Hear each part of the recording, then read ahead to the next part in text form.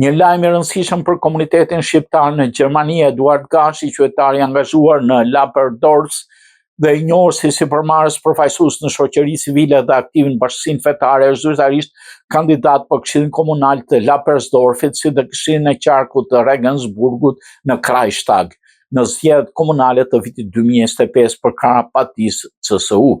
I lindur në Kosovë, I rritur në Gjermani, Gashi përfaqëson gjeneratën e re të diasporës shqiptare, e cila është tashmë thellësisht e integruar dhe e gatshme për të marrë përgjegjësi publike dhe politike. Në një deklaratë, ai thotë, në një shoqëri demokratike zgjedhjet pasqyrojnë mesataren e shoqërisë, çdo pjesë e saj ka drejtën dhe nevojën për zërin e vet. Unë nuk jam zëri I emigrantëve, por zëri I njerëzve që jetojnë këtu në Gjermani, në Regensburg dhe në Markt Lappersdorf.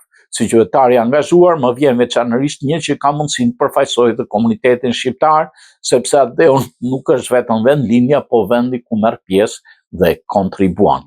Për komunitetin shqiptar në Gjermani, kandidimi I Gashit është një shembull I fortë për integrim aktiv dhe pjesëmarrje në vendimarrjen lokale.